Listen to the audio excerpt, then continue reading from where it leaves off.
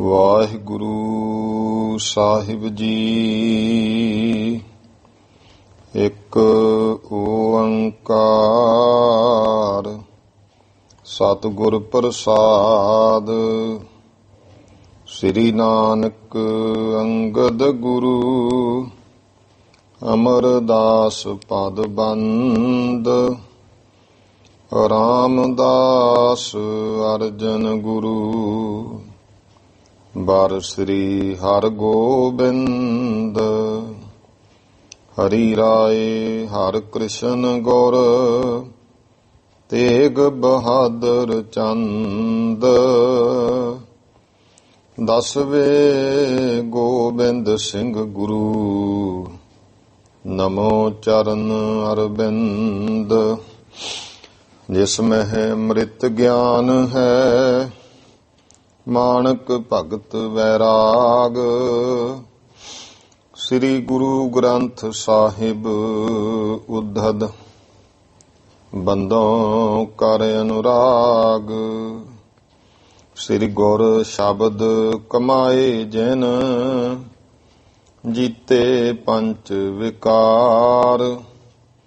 ਤਿਨ ਸੰਤਨ ਕੋ ਬੰਦਨਾ ਸਿਰ ਚਰਨਨ ਪਰ ਧਾਰ।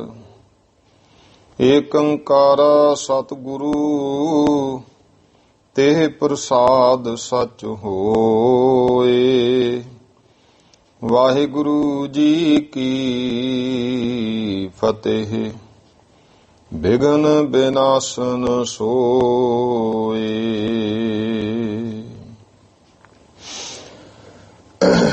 ਵਾਹਿਗੁਰੂ ਜੀ ਕਾ ਖਾਲਸਾ ਵਾਹਿਗੁਰੂ ਜੀ ਕੀ ਫਤਿਹ।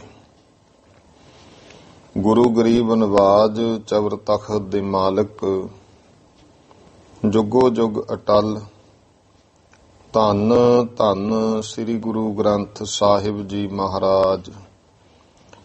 ਗੁਰੂ ਸਾਹਿਬ ਜੀ ਦੀ ਕਿਰਪਾ ਬਖਸ਼ਿਸ਼ ਹੋਈ ਹੈ ਜੋ ਸ਼ਾਮ ਦੇ ਸਮੇਂ ਸਾਸੰਗ ਘੜੀਆਂ ਪ੍ਰਾਪਤ ਹਨ।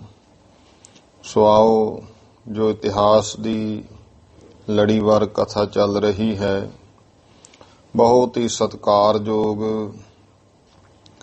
ਜੋ ਕਿ ਦੂਸਰੇ ਪਾਤਸ਼ਾਹ ਧੰਨ ਧੰਨ ਸ੍ਰੀ ਗੁਰੂ ਅੰਗਦ ਦੇਵ ਮਹਾਰਾਜ ਜੀ ਦੀ ਅੰਸ਼ ਬੰਸ਼ ਸਤਿਗੁਰਾਂ ਦੀ 12ਵੀਂ ਪੀੜ੍ਹੀ ਦੇ ਵਿੱਚੋਂ ਸ਼੍ਰੀਮਾਨ ਕਵੀ ਸੰਤ ਨੈਣ ਪ੍ਰੇਮ ਸਿੰਘ ਜੀ, ਉਹਨਾਂ ਦੁਆਰਾ ਜੋ ਰਚਿਤ 10 ਪਾਤਸ਼ਾਹੀਆਂ ਦਾ ਇਤਿਹਾਸ ਸ੍ਰੀ ਗੁਰਪੁਰਬ ਪ੍ਰਕਾਸ਼ ਗ੍ਰੰਥ, ਜਿਸ ਦੀ ਕਿ ਆਪਾਂ ਗੁਰਮੁਖੋਂ ਲੜੀਵਾਰ ਕਥਾ ਸਰਵਣ ਕਰ ਰਹੇ ਹਾਂ। ਪਹਿਲੇ ਮਹੱਲੇ ਦੀ ਕਥਾ ਭਾਵ ਸ੍ਰੀ ਗੁਰੂ ਨਾਨਕ ਦੇਵ ਮਹਾਰਾਜ ਜੀ ਦਾ ਜੀਵਨ ਪ੍ਰਸੰਗ, ਜਿਹਦੇ ਵਿੱਚ ਆਪਾਂ ਚਤੁਰਥ ਮੰਦਰੈ ਤੱਕ ਭਾਵ ਚੌਥੇ ਘਰ ਤੱਕ 4 ਪ੍ਰਸੰਗ, ਜਿਵੇਂ ਪਹਿਲਾਂ ਅਧਿਆਏ ਬਣੇ ਸੀ।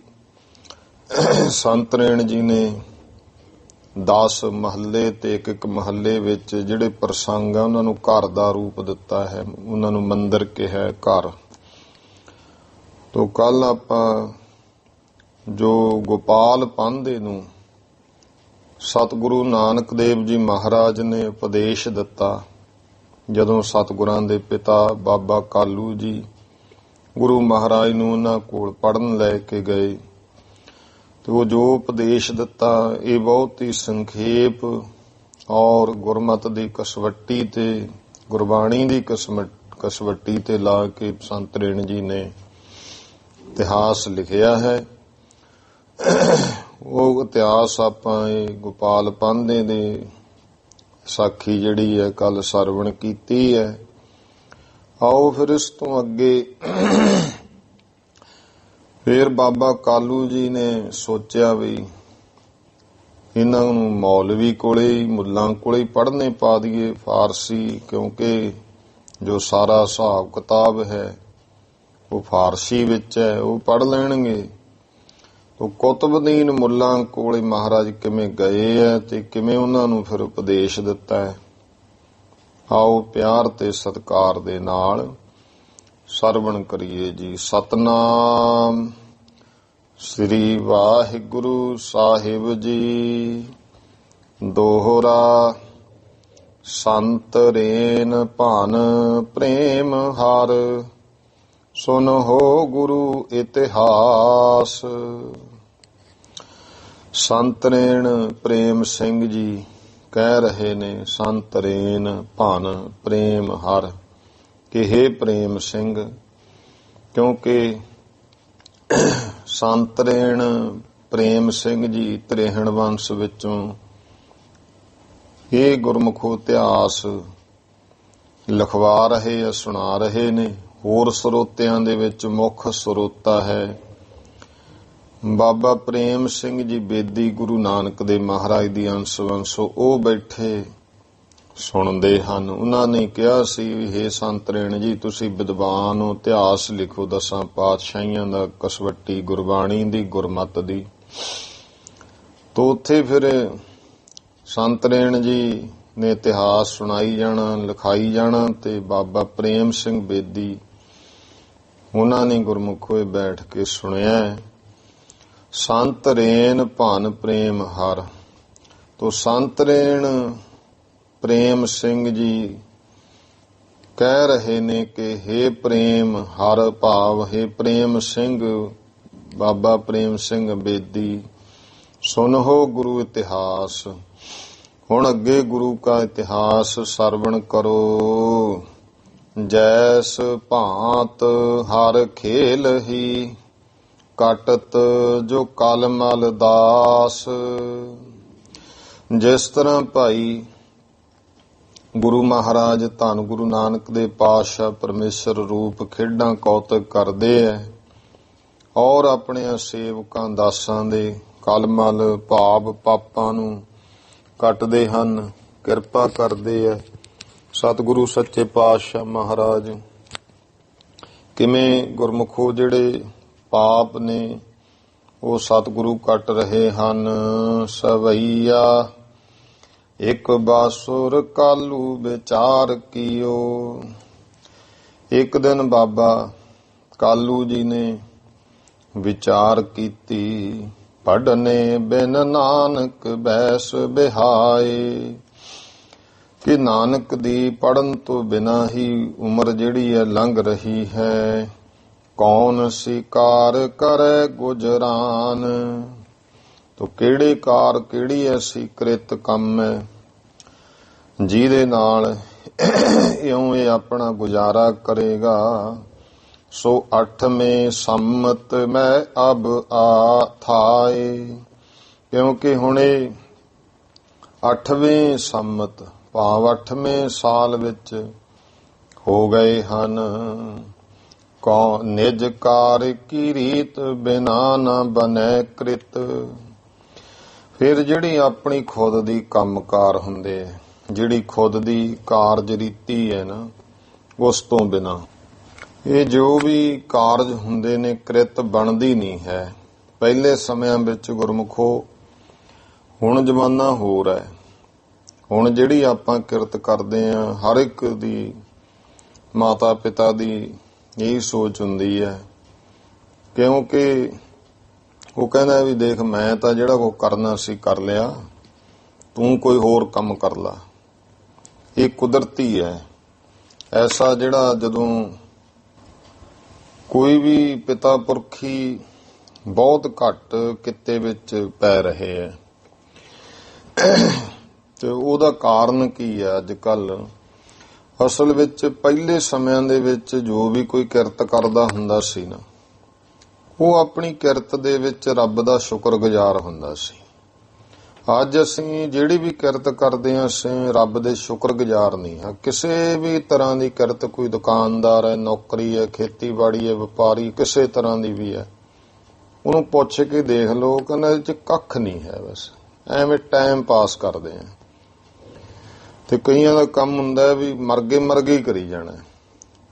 ਤੇ ਫਿਰ ਗੁਰਮੁਖੋ ਜਦੋਂ ਬਹੁਤਾ ਸਮਾਂ ਕਰੀ ਜਾਵੇ ਨਾ, ਫਿਰ ਰੱਬ ਵੀ ਦੇਖਦਾ ਰਹਿੰਦਾ। ਉਹ ਕਹਿੰਦਾ ਜਾ, ਤੈਂ ਨਹੀਂ ਖੁਸ਼ ਹੋਣਾ, ਫਿਰ ਤੈਨੂੰ ਉਵੇਂ ਪੁੱਠਾ ਕਰਕੇ ਹੀ ਦਿਖਾਉਣਾ। ਸ਼ੁਕਰ ਨਹੀਂ ਕਰਨ ਦੇ।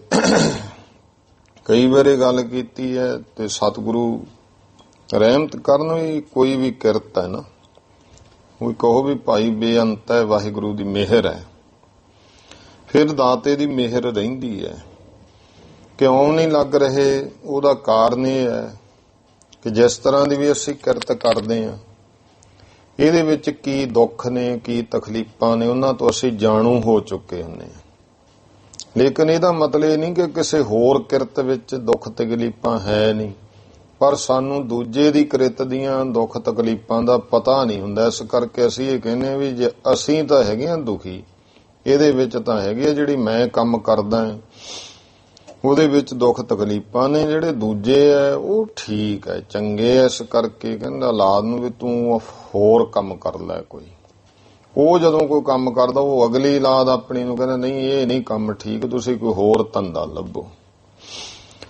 ਇਹ ਇਸ ਤਰ੍ਹਾਂ ਦੀ ਗੱਲ ਹੋ ਜਾਂਦੀ ਹੈ। ਪੁਰਾਣੇ ਸਮਿਆਂ ਵਿੱਚ ਇੱਕ ਕਹਾਣੀ ਸੀ ਵੀ ਕੋਈ ਬੰਦਾ ਸੀ ਬਹੁਤ ਦੁਖੀ। ਉਹਨੇ ਕਿਤੇ ਸੁਣਿਆ ਕਿਸੇ ਬੰਦੇ ਨੇ ਐਲਾਨ ਕੀਤਾ ਵੀ ਜਿਹੜਾ ਬੰਦਾ ਵੀ ਦੁਖੀ ਹੈ ਨਾ, ਉਹ ਆਪਣੇ ਦੁੱਖਾਂ ਦੀ ਪੰਡ ਚੁੱਕ ਲਿਆਓ। ਜਿੰਨੇ ਵੀ ਕਿਸੇ ਦੇ ਕੋਲੇ ਦੁੱਖ ਹੈ ਤੇ ਆਪਾਂ ਫਲਾਨੀ ਜਗ੍ਹਾ ਸਾਰੇ ਦੁਖੀਆਂ ਨੇ ਇਕੱਠੇ ਹੋਣਾ, ਤੇ ਜਿਹੜਾ ਵੀ ਕੋਈ ਹੈ ਉਹ ਆਪਦੇ ਦੁੱਖ ਛੱਡ ਕੇ ਕਿਸੇ ਦੇ ਹੋਰ ਲਿਜਾ ਸਕਦਾ ਹੈ। ਜੇ ਕਿਸੇ ਨੇ ਪੰਡ ਆਪਦੀ ਦੁੱਖਾਂ ਦੀ ਬਦਲਣੀ ਹੈ ਬਦਲ ਲਵੇ। ਸਾਰੀ ਦੁਨੀਆ ਗੰਢੜੀਆਂ ਬੰਨ੍ਹ ਕੇ ਆਪਦੇ ਦੁੱਖਾਂ ਦੀਆਂ ਤੁਰ ਪਈ। ਇੱਕ ਜਗ੍ਹਾ ਇਕੱਠੇ ਹੋ ਗਏ, ਕਹਿੰਦੇ ਭਾਈ ਸਾਰੀਆਂ ਦੁੱਖਾਂ ਦੀਆਂ ਗੰਢੜੀਆਂ ਕਿੱਲੀਆਂ ਤੇ ਟੰਗ ਦਿਓ, ਤੇ ਉਸ ਤੋਂ ਬਾਅਦ ਟਾਈਮ ਦਿੱਤਾ ਜਾਊ, ਭੱਜ ਕੇ ਜਾ ਕੇ ਤੁਸੀਂ ਜਿਹੜੀਆਂ ਵੀ ਹੋਰ ਗੰਢੜੀਆਂ ਚੱਕਣੀਆਂ ਉਹ ਚੱਕ ਲਿਓ। ਤੇ ਇੱਕ ਮਨੁੱਖ ਚਲਿਆ ਗਿਆ, ਉਹਨੇ ਗੰਢੜੀ ਆਪਦੀ ਦੁੱਖਾਂ ਦੀ ਕਿੱਲੀ ਤੇ ਟੰਗਤੀ। ਜਦੋਂ ਸਾਰਿਆਂ ਟੰਗਤੀਆਂ ਉਸ ਤੋਂ ਬਾਅਦ ਘੰਟੀ ਵੱਜੀ, ਵੀ ਘੰਟੀ ਵੱਜਣ ਸਾਰ ਤੁਸੀਂ ਜਿਹੜੀ ਮਰਜ਼ੀ ਗੰਢੜੀ ਨੂੰ ਹੱਥ ਪਾ ਲਿਓ। ਉਹ ਜਿਹੜਾ ਮਨੁੱਖ ਸੀ ਨਾ ਇੱਕ, ਉਹ ਭੱਜ ਕੇ ਜਾ ਕੇ ਆਪਦੇ ਵਾਲੀ ਗੰਢੜੀ ਨੂੰ ਚੁੰਬੜ ਗਿਆ। ਉਹ ਦੂਜੇ ਕਹਿੰਦੇ ਵੀ ਫਿਰ ਇੱਥੇ ਆਇਆ ਕੀ ਕਰਨ ਸੀ ਜੇ ਉਹੀ ਗੰਢੜੀ ਲੈ ਕੇ ਜਾਣੀ ਸੀ? ਉਹ ਕਹਿੰਦਾ ਮੈਂ ਤਾਂ ਆਇਆ ਇਸ ਕਰਕੇ ਸੀ ਵੀ ਬਾਕੀ ਦੁਨੀਆ ਸੁਖੀ ਹੋ, ਮੇਰੀ ਗੰਢੜੀ ਵੱਡੀ ਹੋਣੀ ਹੈ, ਪਰ ਇੱਥੇ ਤਾਂ ਸਾਰੀਆਂ ਹੀ ਉਹੇ ਜੀਆਂ ਨੇ, ਜਿਹਨੂੰ ਵੇਖਦਾ ਉਹੀ ਦੁੱਖਾਂ ਦੀ। ਇਸ ਕਰਕੇ ਘੱਟੋ ਘੱਟ ਮੈਨੂੰ ਆਪਦੇ ਦੁੱਖਾਂ ਦੀ ਗੰਢੜੀ ਦਾ ਪਤਾ ਤਾਂ ਨਾ ਵੀ ਇਹਦੇ ਵਿੱਚ ਕੀ ਕੀ ਦੁੱਖ ਹੈ, ਦੂਜੇ ਦਾ ਕੀ ਪਤਾ ਉਹਦੇ 'ਚ ਕੀ ਹੈ। ਇਸ ਕਰਕੇ ਕਹਿੰਦਾ ਆਪਦੇ ਹੀ ਚੰਗੇ ਹੈ। ਇਸ ਕਰਕੇ ਗੁਰਮੁਖੋ ਗੁਰਬਾਣੀ ਦੇ ਵਿੱਚ ਵੀ ਇਹ ਬਚਨ ਹੈ ਕਿ ਦੁੱਖ ਕੀਆਂ ਪੰਡਾਂ ਖੁੱਲੀਆਂ, ਸੁੱਖ ਨਾ ਨਿਕਲਿਓ ਕੋਈ।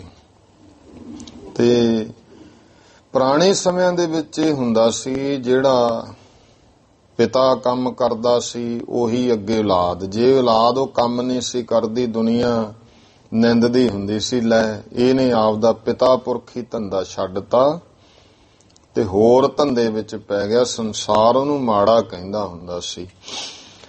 ਉਹ ਭਾਵ ਨੂੰ ਇੱਥੇ ਕਹਿ ਰਹੇ ਹਨ, ਨਿਜ ਕਾਰ ਕੀ ਰੀਤ ਬਿਨਾ ਨਾ ਬਨੈ ਕ੍ਰਿਤ, ਕਿ ਆਪਣੀ ਕਾਰ ਆਪਣੀ ਕੰਮ ਦੀ ਰੀਤੀ ਮਰਜ਼ਾਦਾ ਬਿਨਾ ਕੋਈ ਕਿਰਤ ਨਹੀਂ ਬਣਦੀ। ਜੇ ਕਰ ਹੈ ਜਗ ਨਿੰਦ ਅਲਾਏ, ਜੇ ਕੋਈ ਆਪਣੀ ਕਿਰਤ ਛੱਡ ਕੇ ਹੋਰ ਕਰਦਾ ਹੈ ਤਾਂ ਜਗਤ ਨਿੰਦਾ ਕਰਦਾ ਹੈ। ਅਬ ਮੋਕੋ ਜੋਗ ਪੜਾਵਨ ਹੈ। ਹੁਣ ਕਹਿੰਦੇ ਮੈਨੂੰ ਆਪਣੇ ਪੁੱਤਰ ਨੂੰ ਬਾਬਾ ਕਾਲੂ ਜੀ ਸੋਚਦੇ ਹੈ ਕਿ ਫਾਰਸੀ ਇਤਿਆਦਿਕ ਪੜਾਉਣਾ ਠੀਕ ਹੈ। ਵੱਡ ਹੋਏ ਜਬੈ ਨਾ ਪੜਿਓ ਤਬ ਜਾਏ, ਜਦੋਂ ਵੱਡਾ ਹੋ ਜਾਵੇਗਾ ਉਦੋਂ ਫਿਰ ਇਸ ਤੋਂ ਪੜਿਆ ਨਹੀਂ ਜਾਣਾ। ਲੈ ਸੁਤ ਨਾਨਕ ਸੰਗ ਚੱਲਿਓ, ਤਾਂ ਭਾਈ ਪੁੱਤਰ ਨਾਨਕ ਨੂੰ ਲੈ ਕੇ ਬਾਬਾ ਕਾਲੂ ਜੀ ਨਾਲ ਲੈ ਕੇ ਚੱਲੇ। ਜਹ ਫਾਰਸੀ ਬਾਲ ਪੜ੍ਹੈ ਮਿਲ ਬ੍ਰਿੰਦਾ, ਜਿੱਥੇ ਬਹੁਤ ਬੱਚੇ ਕੁਤਬਦੀਨ ਮੁੱਲਾਂ ਦੇ ਕੋਲ ਇਕੱਠੇ ਹੋ ਕੇ ਫਾਰਸੀ ਬਾਲ ਹੋਰ ਵੀ ਪੜ੍ਹਦੇ ਹਨ। ਬੈਸਿਓ ਮੌਲਾਨੇ ਕੇ ਜਾਏ ਸਮੀਪ, ਤੇ ਬਾਬਾ ਕਾਲੂ ਜੀ ਕੁਤਬਦੀਨ ਮੁੱਲਾਂ ਦੇ ਕੋਲ ਜਾ ਕੇ ਬਹਿ ਗਏ। ਕਹੈ ਤਹ ਸੋ ਬਾਚਿਆਰਤ ਬੰਦਾ, ਉਸ ਨੂੰ ਕਹਿੰਦੇ ਹਨ ਬਚ ਆਰਤ ਬੰਦਾ। ਦੁਖੀ ਜੇ ਬੰਦੇ ਹੋ ਕੇ ਭਾਵ ਦੁੱਖ ਜੇ ਦੇ ਨਾਲ ਉਸ ਨੂੰ ਇਹ ਬਚਨ ਕਹਿੰਦੇ ਨੇ। ਮੋਹ ਸੁਤ ਹੇਤ ਸੋ ਦੇਹ ਪੜਾਏ। ਐ ਮੁੱਲਾ ਕੁਤਬਦੀਨ, ਮੇਰੇ ਪੁੱਤਰ ਨੂੰ ਪ੍ਰੇਮ ਦੇ ਨਾਲ ਤੂੰ ਪੜ੍ਹਾ ਦੇ। ਪੜ੍ਹੈ ਇਹ ਤੂਰਨ ਹੈ ਮਤ ਵੰਦਾ। ਇਹ ਬਹੁਤ ਛੇਤੀ ਪੜ੍ਹ ਲਵੇਗਾ, ਬਹੁਤ ਬੁੱਧੀਵਾਨ ਹੈ। ਰੋਜ਼ ਭਲੋ ਮੁਝ ਦੇਹੁ ਬਤਾਏ। ਤੇ ਜਿਹੜਾ ਤੇਰਾ ਰੋਜ਼ੀਨਾ ਹੈ ਉਹ ਚੰਗਾ ਰੋਜ਼ੀਨਾ ਉਹ ਮੈਨੂੰ ਤੂੰ ਦੱਸ ਦੇ। ਲਿਆਵੋ ਮੈਂ ਬਾਲ ਪੜ੍ਹੈ ਸੋ ਆਨੰਦਾ। ਇਸ ਤਰ੍ਹਾਂ ਮੈਂ ਲੈ ਆਵਾਂਗਾ ਤਾਂ ਕਿ ਬਾਲਕ ਜਿਹੜਾ ਹੈ ਉਹ ਆਨੰਦ ਨਾਲ ਪੜ੍ਹ ਲਵੇਗਾ। ਜੋ ਤੇਰਾ ਰੋਜ਼ੀਨਾ ਹੈ ਉਹ ਮੈਂ ਲੈ ਆਵਾਂਗਾ। ਕਬਿਤ ਬੈਨ ਇਉ ਮੁੱਲਾ ਕੇ ਭਨੇ ਸੁਬਹ ਦਿਵਸ ਭਲੋ। ਬੈਨ ਇਉ ਮੁੱਲਾ ਨੇ ਭਨੇ ਸੁਬਹ ਦਿਵਸ ਭਲੋ। ਇਉ ਮੁੱਲਾ ਕੁਤਬਦੀਨ ਨੇ ਬਚਨ ਕਹੇ ਵੀ ਜਿਹੜਾ ਸਵੇਰ ਦਾ ਦਿਨ ਹੈ ਨਾ, ਕੱਲ ਨੂੰ ਚੜ੍ਹਨਾ ਹੈ, ਉਹ ਬੜਾ ਭਲਾ ਦਿਨ ਹੈ, ਚੰਗਾ ਦਿਨ ਹੈ। ਮਕਤਬ ਮਾਹੇ ਫਰਜੰਦ ਕੋ ਬੈਠਾਈਏ। ਤੇ ਤੂੰ ਲਿਆ ਕੇ ਮਕਤਬ ਭਾਵ ਮਦਰਸੇ ਦੇ ਵਿੱਚ ਜਿੱਥੇ ਫਾਰਸੀ ਪੜ੍ਹਦੇ ਨੇ, ਆਪਣੇ ਫਰਜ਼ੰਦ ਆਪਣੇ ਪੁੱਤਰ ਨੂੰ ਲਿਆ ਕੇ ਬਿਠਾ ਦੇ। ਹੇਤ ਸਹਿ ਪੜ੍ਹਾਉ ਨਾ ਖਿਲਾਫ ਤੁਝ ਸੰਗ ਗਾਉ। ਮੈਂ ਪ੍ਰੇਮ ਨਾਲ ਪੜ੍ਹਾਵਾਂਗਾ, ਤੇਰੇ ਕੋਈ ਖਿਲਾਫ, ਜਿਵੇਂ ਤੂੰ ਕਿਹਾ ਨਾ ਪ੍ਰੇਮ ਨਾਲ ਪੜ੍ਹਾਈ, ਉਸੇ ਤਰ੍ਹਾਂ ਹੀ ਪੜ੍ਹਾਵਾਂਗਾ, ਕੋਈ ਖਿਲਾਫ ਨਹੀਂ ਕੁਝ ਕਹਾਂਗਾ। ਹੇਰੋਂ ਹੋਸ਼ ਬੰਦ ਅਬ ਧਾਮ ਨਿਜ ਜਾਈਏ। ਹੇਰੋਂ ਹੋਸ਼ ਬੰਦ ਅਬ ਧਾਮ ਨਿਜ ਜਾਈਏ। ਮੈਂ ਵੇਖ ਲਿਆ ਹੈ ਬੜੀ ਹੋਸ਼ ਵਾਲਾ ਹੈ, ਬੜਾ ਚੰਗਾ ਹੈ ਪੁੱਤਰ ਤੇਰਾ ਹੈ ਬਾਬਾ ਕਾਲੂ। ਕੋਈ ਗੱਲ ਨਹੀਂ, ਕੱਲ ਨੂੰ ਭੇਜ ਦੇਣਾ। ਹੁਣ ਤੁਸੀਂ ਆਪਣੇ ਘਰ ਚਲੇ ਜਾਓ। ਕਾਲੂ ਤਬ ਗਇਓ ਰੈਨ ਭਈ ਖਾਨ ਪਾਨ ਕੀਓ। ਬਾਬਾ ਕਾਲੂ ਜੀ ਫਿਰ ਚਲੇ ਗਏ। ਰਾਤ ਹੋਈ, ਜਲ ਪਾਣੀ ਪ੍ਰਸ਼ਾਦਾ ਪਾਣੀ ਛਕਿਆ ਹੈ। ਭੋਰ ਸੋ ਬਹੋਰ ਉੱਠ ਦੇਖ ਸੁਖ ਦਾਈਏ। ਸਵੇਰ ਹੋਈ, ਉੱਠੇ ਹਨ ਔਰ ਵੇਖਿਆ ਹੈ ਫਿਰ ਸੁਖ ਦਾਈਏ। ਸੁੱਖਾਂ ਦੇ ਦਾਤੇ ਸ੍ਰੀ ਗੁਰੂ ਨਾਨਕ ਦੇ ਪਾਤਸ਼ਾਹ ਨੂੰ। ਨਾਨਕ ਕੋ ਸੰਗ ਲੈ ਬੈਨ ਸੋ ਦਿਲਾਸਾ ਦੇ। ਪੁੱਤਰ ਨਾਨਕ ਨੂੰ ਬਾਬਾ ਕਾਲੂ ਜੀ ਨਾਲ ਲੈ ਕੇ ਤੇ ਬਚਨਾਂ ਦੇ ਨਾਲ ਦਿਲਾਸਾ ਦਿੰਦੇ, ਬੋਲ ਬੋਲ ਕੇ। ਪੜੋ ਪੜੋ ਕਰ ਪ੍ਰੀਤ ਨੀਤ ਕਬ ਹੂੰ ਨਾ ਧਾਈਏ। ਹੇ ਪੁੱਤਰ, ਰੋਜ਼ ਪੂਰੀ ਪ੍ਰੀਤੀ ਨਾਲ ਪ੍ਰੇਮ ਨਾਲ ਪੜ੍ਹੀ। ਕਬ ਹੂੰ ਨਾ ਧਾਈਏ, ਕਦੇ ਇਧਰ ਉਧਰ ਭੱਜੀ ਨੱਠੀ ਨਾ। ਮਕ ਤਬ ਆਏ ਤਬ 100 ਰੁਪਈਆ ਦੀਨੋ। 100 ਸੱਸੇ ਨੂੰ ਔਂਕੜ ਹੈ ਇੱਥੇ, ਭਾਵ ਉਹਨਾਂ ਸਮਿਆਂ ਵਿੱਚ ਇਹ ਪਹਿਲਾਂ ਮਿੱਠਾ ਕੁਝ ਵਸਤਰ ਤੇ 1 ਰੁਪਈਆ, ਇਸ ਤਰ੍ਹਾਂ ਇੰਨੇ ਕੁ ਪੈਸੇ ਦੇਣੇ। ਫਿਰ ਜਦੋਂ ਪੂਰੀ ਵਿੱਦਿਆ ਪੜ੍ਹ ਲੈਣੀ ਫਿਰ ਉਹਨੂੰ ਸਨਮਾਨ ਦੇਣਾ। ਮਕਤਬ ਆਏ ਤਾਂ ਮਦਰਸੇ ਵਿੱਚ ਆ ਗਏ। ਫਿਰ 1 ਰੁਪਈਆ ਦਿੱਤਾ। ਬਹੁਤ ਸੀ ਮਿਠਾਈ ਬਾਂਟ ਪਟਿਆ ਲਿਖਾਈ ਹੈ। ਤੇ ਨਾਲ ਮਿੱਠਾ ਪਦਾਰਥ ਨੇ, ਬਹੁਤ ਮਠਿਆਈ ਵੰਡੀ ਹੈ। ਤੇ ਫਿਰ ਭਾਈ ਫੱਟੀ ਲਿਖਾ ਦਿੱਤੀ। ਮੁੱਲਾ ਨੇ ਕਲਮ ਗਹਿ ਅਵਲ ਅਲਫ ਲਿਖ। ਮੁੱਲਾ ਨੇ ਕਲਮ ਫੜੀ ਹੈ ਕੁਤਬਦੀਨ ਨੇ। ਅਵਲ ਅਲਫ, ਅਵਲ ਜਿਵੇਂ ਆਪਾਂ ਕਹਿੰਦੇ ਊੜਾ ਆੜਾ ਪੰਜਾਬੀ ਵਿੱਚ ਅਵਲ ਅਲਫ ਬੇ, ਇਸ ਤਰ੍ਹਾਂ 1 2 ਇਹ ਗਿਣਤ ਹੈ ਜਾਂ ਕੁਛ ਉਹ ਲਿਖਾਇਆ ਹੈ। ਬਹੁਰੋ ਸੇ ਹਰਫੀ ਸੋ ਸਭ ਹੀ ਪੜ੍ਹਾਈ ਹੈ। ਫਿਰ ਭਾਈ ਸੇ ਹਰਫੀ ਜਿਹੜਾ ਸਾਰੇ ਜਿਵੇਂ ਅੱਖਰ ਹੁੰਦੇ ਨੇ ਕਿ ਉਹ ਅਲਫ ਬੇ ਤੇ ਆਦਿਕ ਜੋ ਗਾਂ ਸਾਰਾ, ਉਹ ਸਾਰੀ ਪੜ੍ਹਾਈ ਹੈ। ਮੁੱਲਾ ਕੇ ਕਹਿਨ ਮੈਂ ਦੇਰ ਕੱਛ ਲਾਗੈ ਮਾਨੋ। ਇਹ ਮਾਨੋ ਵੀ ਮੁੱਲਾਂ ਦੇ ਕਹਿਣ ਵਿੱਚ ਤਾਂ ਕੁਝ ਹਜੇ ਟਾਈਮ ਦੇਰ ਲੱਗਦੀ ਹੈ। ਨਾਨਕ ਕੀ ਰਸਨਾ ਮੈਂ ਦੇਰ ਹੂੰ ਨ ਪਾਈਐ। ਸ੍ਰੀ ਗੁਰੂ ਨਾਨਕ ਦੇਵ ਮਹਾਰਾਜ ਦੇ ਰਸਨਾ ਤੋਂ ਕਹਿਣ ਵਿੱਚ ਕੋਈ ਦੇਰ ਨਹੀਂ। ਮਹਾਰਾਜ ਉਹ ਅਜੇ ਮੁੱਖੋਂ ਕਹਿੰਦਾ ਹੀ ਹੈ ਸ਼ਬਦ, ਉਦੋਂ ਹੀ ਮਹਾਰਾਜ ਬੋਲ ਦਿੰਦੇ ਨੇ ਤੇ ਉਹ ਕੋਈ ਦੇਰ ਨਹੀਂ ਕਰਦੇ। ਭਇਓ ਬਿਸਮਾਦ ਇਹ ਪੜਿਓ ਕਹੂੰ ਆਦ ਮੋਤੇ। ਉਹ ਹੈਰਾਨ ਹੋਇਆ ਕੁਤਬਦੀਨ ਮੁੱਲਾ ਵੀ ਇਹ ਤਾਂ ਲੱਗਦਾ ਹੈ ਕਿ ਤੂੰ ਮੇਤੋਂ ਵੀ ਪਹਿਲਾਂ ਹੀ ਪੜਿਆ ਹੋਇਆ ਹੈ। ਮੋਹ ਸੇ ਸਬਕ ਪੜ੍ਹੈ ਜਾਣਿਓ ਹੂੰ ਨਾ ਜਾਈਏ। ਕਹਿੰਦੇ ਮੇਰੇ ਤੋਂ ਸਬਕ ਪੜ੍ਹਦਾ ਕਿ ਮੇਤੋਂ ਪਹਿਲਾਂ ਹੀ ਪੜਿਆ ਹੋਇਆ, ਮੈਂ ਤਾਂ ਸਮਝ ਨਹੀਂ ਲੱਗਦੀ ਹੈ। ਮੁਸ਼ਕਲ ਪਾਰਸੀ ਆਸਾਨ ਪੜ੍ਹੈ ਤਾਤ ਕਾਲ। ਜਿਹੜੀ ਫਾਰਸੀ ਬੜੀ ਮੁਸ਼ਕਲ ਹੈ ਉਹ ਬੜੇ ਛੇਤੀ ਤਾਤ ਕਾਲ ਤੁਰੰਤ ਪੜ੍ਹ ਦਿੰਦੇ ਨੇ। ਬਾਲਕ ਕੀ ਬੈਸ ਬੁੱਧ ਬ੍ਰਿਧ ਹੂੰ ਕੀ ਦੇਖੀਏ। ਕਹਿੰਦੇ ਬੈਸ ਕਈ ਉਮਰ ਬੱਚਿਆਂ ਵਾਲੀ ਹੈ, ਲੇਕਿਨ ਬੁੱਧੀ ਜਿਹੜੀ ਹੈ ਬ੍ਰਿਧ ਭਾਵ ਵੱਡੇ ਸਿਆਣਿਆਂ ਵਾਲੀ ਦੇਖੀ ਜਾਂਦੀ ਹੈ। ਜ਼ੇਰ ਸੇ ਜਬਰ ਔਰ ਮੈਂ ਨਾਨੇ ਕਿਤਾਬਨ ਕੇ। ਜ਼ੇਰ ਸੇ ਜ਼ਬਰ, ਜ਼ੇਰ ਨਾਮ ਜਿਹੜਾ ਪੈਰ 'ਚ ਲਿਖਿਆ ਹੋਵੇ ਅੱਖਰ, ਜ਼ਬਰ ਜਿਹੜਾ ਮੁੱਖ, ਜਿਵੇਂ ਆਪਾਂ ਕਿਰਪਾ ਲਿਖਦੇ ਆਂ, ਕਿਰਪਾ ਕਿਰਪਾ, ਕੱਕੇ ਦੇ ਪੈਰ 'ਚ ਰਾਰਾ ਜਿਹੜਾ ਪੈਰ 'ਚ ਹੁੰਦਾ ਉਹਨੂੰ ਜ਼ੇਰ ਜਿਹੜਾ ਮੁੱਖ ਹੈ ਉਹਨੂੰ। ਇਹਨਾਂ ਦੇ ਫਿਰ ਉਚਾਰਨ ਵੀ ਬਦਲ ਜਾਂਦੇ ਆ ਗੁਰਮੁਖੋ ਜਦੋਂ ਸੰਥਿਆ ਕਰਾਉਂਦੇ। ਉਹ ਤਾਂ ਹੁਣ ਚੱਲ ਇਹ ਗੱਲ ਵੱਲ ਧਿਆਨ ਨਹੀਂ ਦਿੰਦੇ, ਸਿੱਧਾ ਹੀ ਚੱਲਦਾ ਕੰਮ। ਪਰ ਦੇਖੋ ਗੁਰਬਾਣੀ ਵਿੱਚ ਕਿਰਪਾ ਰਾਰਾ ਪੂਰਾ ਵੀ ਲਿਖਿਆ ਹੁੰਦਾ, ਕੱਕੇ ਸਿਹਾਰੀ ਰਾਰਾ ਪੱਪੇ ਕੰਨਾ, ਉਹਦਾ ਉਚਾਰਨ ਹੈ ਕਿਰਪਾ। ਤੇ ਉਹੀ ਰਾਰਾ ਜਦੋਂ ਕੱਕੇ ਦੇ ਪੈਰ 'ਚ ਪੈ ਗਿਆ ਨਾ ਉਹਦਾ ਉਚਾਰਨ ਬਣ ਜਾਂਦਾ ਕਿਰਪਾ। ਤੇ ਇਸ ਤਰ੍ਹਾਂ ਹੁਣ ਜਿਵੇਂ ਤੁਮ ਦਾਤੇ ਠਾਕੁਰ ਪ੍ਰਤਿਪਾਲਕ, ਪਰ ਬਹੁਤੇ ਇਸ ਤਰ੍ਹਾਂ ਸੁਣੀਦੇ ਤੁਮ ਦਾਤੇ ਠਾਕੁਰ ਪ੍ਰਤਿਪਾਲਕ।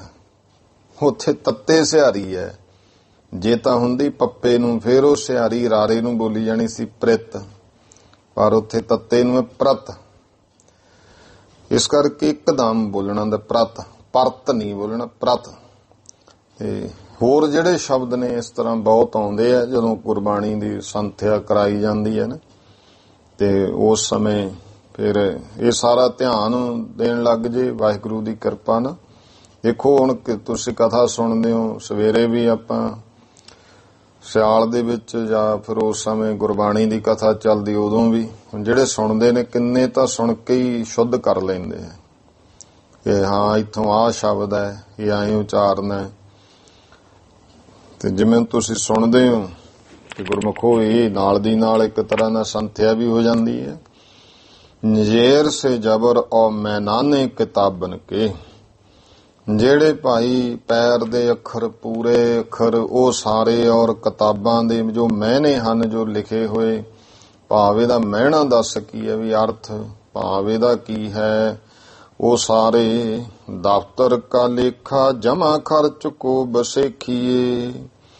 ਫਿਰ ਦਫ਼ਤਰ ਦਾ ਲੇਖਾ ਜੋਖਾ ਜਮਾ ਖਰਚ ਆਮਦਨ ਘਟਾਓ ਜੋੜ ਸਾਰਾ ਉਹ ਤੇ ਸਤਿਗੁਰੂ ਜੀ ਉਸੇ ਸਮੇਂ ਕਰੀ ਜਾਂਦੇ ਹਨ।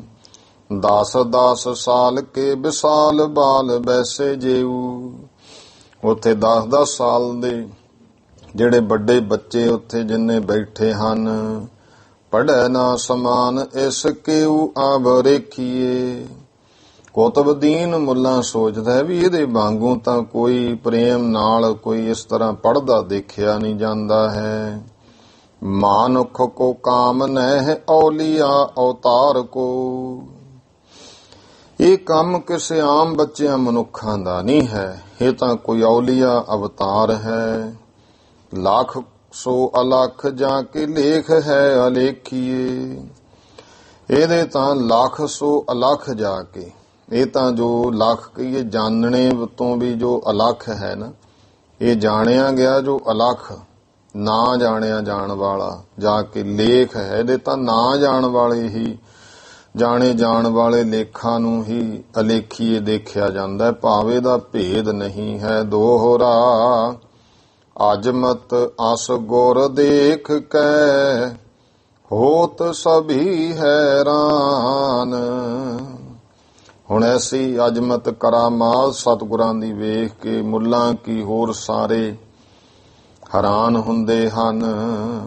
ਨਰ ਨਾਰੀ ਹਿੰਦੂ ਤੁਰਕ ਸ਼ਰਧਾ ਧਰ ਹੈ ਮਹਾਨ।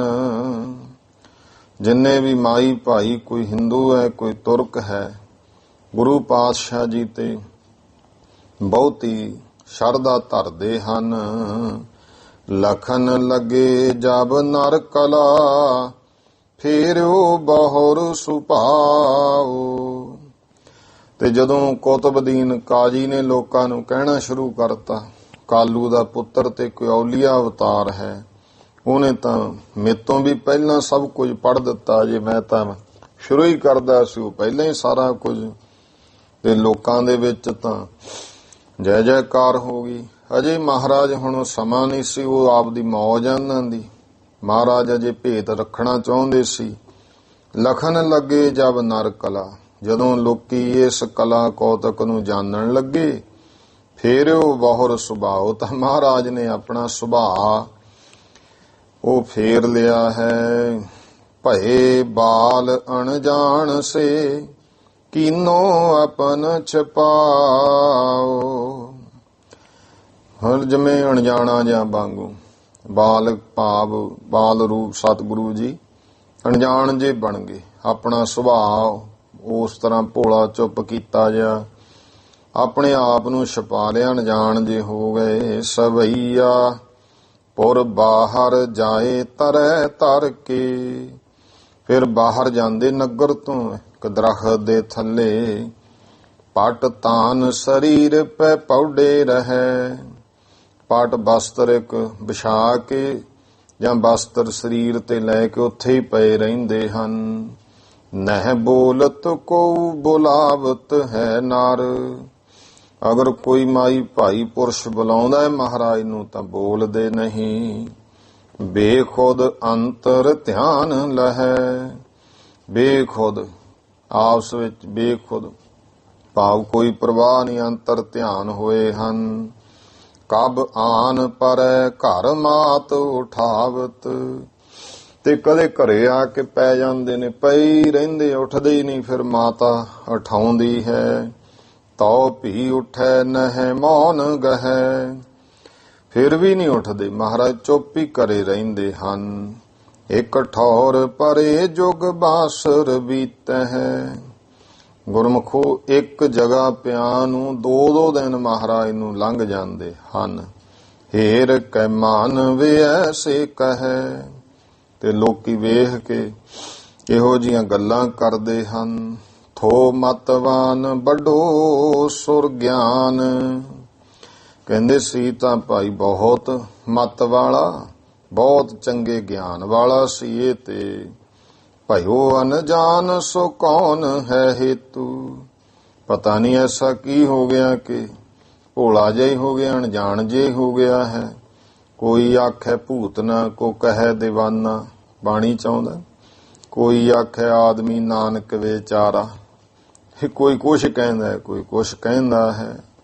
ਬੇਖੁਦ ਚਿੱਤ ਉਦਾਸ ਰਹੈ, ਇਸ ਤਰ੍ਹਾਂ ਬੇਖੁਦ ਨੇ, ਭਾਵ ਕਿਸੇ ਦੀ ਬੇਪਰਵਾਹੀ ਨਹੀਂ, ਚਿੱਤ ਉਦਾਸ ਹੈ। ਕੁਛ ਹੋਤ ਭਇਓ ਪਰਛਾਵਾਂ ਪਰੇਤੂ, ਲੋਕੀ ਕਹਿੰਦੇ ਲੱਗਦਾ ਹੈ ਕੋਈ ਪ੍ਰੇਤ ਵਗੈਰਾ ਦਾ ਇਹਨਾਂ ਤੇ ਪਰਛਾਵਾਂ ਹੋ ਗਿਆ ਹੈ।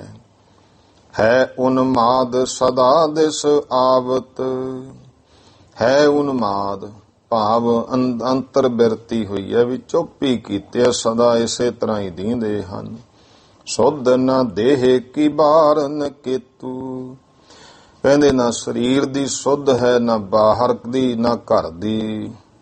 ਬੈਨ ਭਨੈ ਨਹਿ ਉਘਾਰਤ ਨੈਣ, ਨਾ ਕੋਈ ਬੋਲ ਬਚਨ ਬੋਲਦੇ ਹੈ, ਨਾ ਅੱਖਾਂ ਹੀ ਖੋਲਦੇ ਹਨ। ਹੇਰ ਕਹੈ ਜੋ ਜਾਣੈ ਨਾ ਭੇਤੂ, ਇਉਂ ਵੇਖ ਕੇ ਉਹ ਲੋਕ ਕਹਿ ਰਹੇ ਨੇ ਜਿਹੜੇ ਭਾਈ ਸਤਿਗੁਰਾਂ ਦੇ ਇਸ ਭੇਦ ਨੂੰ ਜਾਣਦੇ ਨਹੀਂ।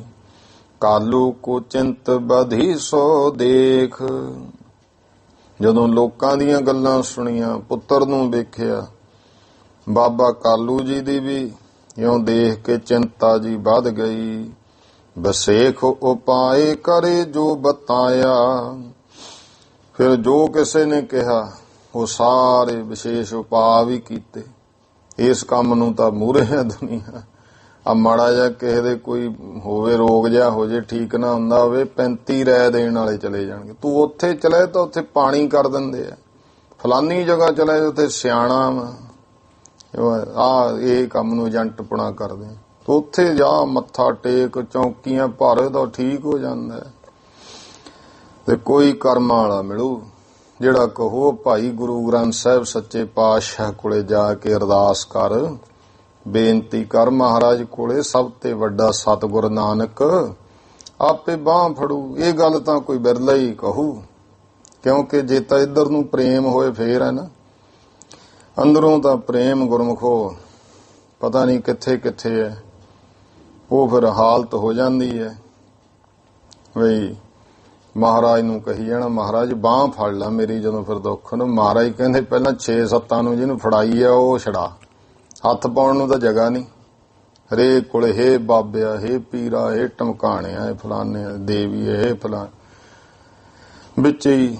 ਫਿਰ ਮਹਾਰਾਜ ਇੱਥੇ ਗੁਰਮੁਖੋ ਜੇ ਮਹਾਰਾਜ ਨੂੰ ਬਾਂਹ ਫੜਾਉਣੀ ਹੈ ਨਾ, ਬਾਹੇ ਗਹੇ ਕੀ ਲਾਜ ਅਸ, ਤਾਂ ਫਿਰ ਪਹਿਲਾਂ ਹੋਗਾ ਸਗਲ ਦਵਾਰ ਕੋ ਛਾੜ ਕੇ ਕਹਿ ਦਿਓ ਮਹਾਰਾਜ ਨੂੰ ਆ ਕੇ, ਮਹਾਰਾਜ ਮੈਂ ਸਭ ਛੱਡਤੇ, ਤੇਰੇ ਦਰ ਤੇ ਟਹਿ ਪਿਆ, ਚਾਹੇ ਮਾਰ ਲਾ ਚਾਹੇ ਰੱਖ ਲਾ, ਕੁਛ ਕਰ, ਹੁਣ ਨਹੀਂ ਇੱਥੋਂ ਜਾਂਦਾ। ਤੇ ਫਿਰ ਗੁਰੂ ਮਹਾਰਾਜ ਦੀ ਕਿਰਪਾ ਹੁੰਦੀ ਵੇਖਿਓ। ਬਾਹੇ ਗਏ ਕਿ ਫੇਰ ਹੀ ਹੈ ਨਾ, ਸਗਲ ਦਵਾਰ ਕੋ ਛੱਡ ਕੇ। ਪਹਿਲਾਂ ਇਹ ਵੀ ਗੱਲ ਹੈ, ਗਹਿਓ ਤੁਹਾਰੋ ਦਵਾਰ, ਪਰ ਆਪਾਂ ਅੰਦਰੋਂ ਝਾਤੀ ਮਾਰੋ ਵੀ ਦਰ ਛੱਡਿਆ ਕਿਹੜਾ ਹੈ।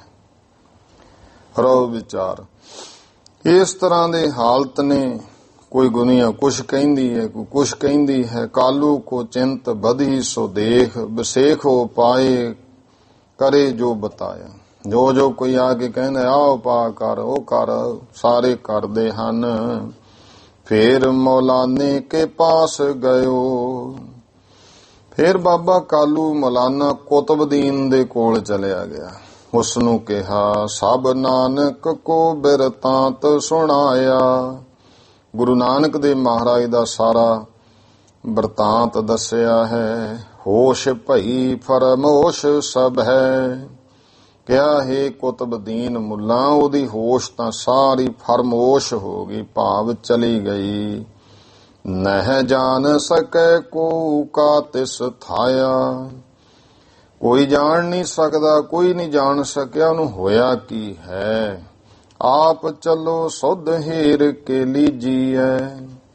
ਜਿਉਂਦਾ ਤੁਹਾਡੇ ਕੋਲੋਂ ਪੜ੍ਹਨੋਂ ਇੱਥੇ ਆਇਆ, ਪਤਾ ਨਹੀਂ ਕੀ ਹੋ ਗਿਆ। ਚਲੋ ਚੱਲ ਕੇ ਉਹਦੀ ਕੋਈ ਸੁਧ ਬੁੱਧ ਲਓ, ਭਾਵ ਖਬਰ ਸਾਰ ਲਓ। ਭੇਵ ਲਖੋ ਕੇ ਪਰੀ ਤੇ ਛਾਇਆ। ਕੋਈ ਇਸ ਤਰ੍ਹਾਂ ਦਾ ਭੇਦ ਦੇਖੋ, ਲੋਕੀ ਕਹਿੰਦੇ ਪ੍ਰੇਤ ਦੀ ਛਾਇਆ ਹੋਈ ਹੈ, ਕੋਈ ਐਸਾ ਤਾਂ ਨਹੀਂ ਹੈ। ਕੁਤਬਦੀਨ ਆਇਓ ਤਬ ਸੰਗੈ। ਮੁੱਲਾ ਕੁਤਬਦੀਨ ਫਿਰ ਬਾਬਾ ਕਾਲੂ ਜੀ ਦੇ ਨਾਲ ਆਇਆ। ਜਹਾਂ ਸ੍ਰੀ ਨਾਨਕ ਪੌੜੇ ਲਹੈ। ਜਿੱਥੇ ਭਾਈ ਸ੍ਰੀ ਗੁਰੂ ਨਾਨਕ ਦੇਵ ਮਹਾਰਾਜ ਜੀ ਪਏ ਹਨ। ਚਾਦਰਾ ਤਾਣ ਕੇ ਸਰੀਰ ਕੇ ਉੱਪਰ, ਸਰੀਰ ਦੇ ਉੱਪਰ ਚਾਦਰਾ ਬਸਤਰ ਤਾਣਿਆ ਹੈ। ਬੇਗਮ ਹੀ ਅਵਨੀ ਪੈ ਹੈ। ਕੋਈ ਗਮ ਨਹੀਂ, ਧਰਤੀ ਤੇ ਐ ਬੇਫਿਕਰ ਹੋਏ ਪਏ ਹਨ। ਮਾਨਵ ਆਨ ਭਏ ਇਕੱਠੇ ਬਹੁ। ਲੋਕਾਂ ਨੂੰ ਪਤਾ ਲੱਗਿਆ ਵੀ ਕੁਤਬਦੀਨ ਮੁੱਲਾ ਆਇਆ, ਉਹ ਇਲਾਜ ਕਰੂ। ਨਾਨਕ ਨੂੰ ਤਾਂ ਬਹੁਤ ਵੱਡਾ ਪ੍ਰੇਤ ਚੁੰਬੜਿਆ ਹੋਇਆ ਹੈ। ਲੋਕ ਭਾਈ ਆ ਕੇ ਇਕੱਠੇ ਹੋ ਗਏ। ਬੈਨ ਸੁਨੇ ਸਰੋਤੇ ਐਸੇ ਚਹੈ। ਕਹਿੰਦੇ ਇਸ ਤਰ੍ਹਾਂ ਭਾਈ ਸਰੁੱਤ, ਸਰੁੱਤ ਦਾ ਅਰਥ ਇੱਥੇ ਹੈ ਸੁਰਤੀ, ਵੀ ਕੋਈ ਮਹਾਰਾਜ ਦੇ ਸ਼ੁਭ ਬੋਲ ਜਿਵੇਂ ਧਰਮ ਗ੍ਰੰਥਾਂ ਉਹ ਸੁਣਨਾ ਚਾਹੁੰਦੇ ਹਨ। ਹੇਰ ਹੈਰਾਨ ਸਮਾਨ ਤਬੈ। ਇਉਂ ਵੇਖ ਕੇ ਸਾਰੇ ਇੱਕ ਸਮਾਨ ਭਾਈ ਹੈਰਾਨ ਹਨ। ਮਨ ਹੋਏ ਹੈਰਾਨ ਸੋ ਬਾਕ ਕਹੈ।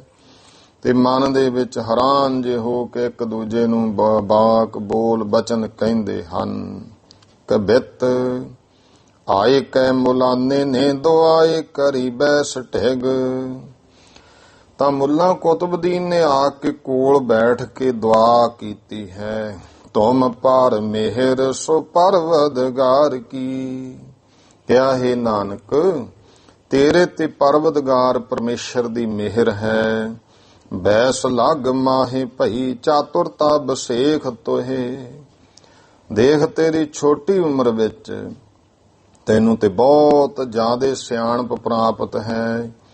ਗਿਰਾ ਮੁਖ ਮਾਧੁਰੀ ਸੋ ਭਨੈ ਹਿਤਕਾਰ ਕੀ। ਇਉਂ ਭਾਈ ਆਪਣੇ ਮੁਖ ਤੋਂ ਮਿੱਠੇ ਜੇ ਬੋਲ ਹਿਤ ਵਾਲੇ ਕਹਿ ਰਿਹਾ। ਸ਼ੁਭ ਹੈ ਸੁਭਾਵ ਭਰਿਓ ਭਾਵ ਸੋ ਸਭਨ ਸੰਗ। ਹੇ ਨਾਨਕ ਤੇਰਾ ਜਿਹੜਾ ਸੁਭਾਅ ਬਹੁਤ ਚੰਗਾ ਹੈ ਤੇ ਸਾਰਿਆਂ ਨਾਲ ਪ੍ਰੇਮ ਭਾਵਨਾ ਨਾਲ ਤੂੰ ਭਾਵ ਵਰਤਦਾ ਹੈ, ਸਾਰਿਆਂ ਨਾਲ ਪ੍ਰੇਮ ਨਾਲ ਗੱਲ ਕਰਦਾ ਹੈ।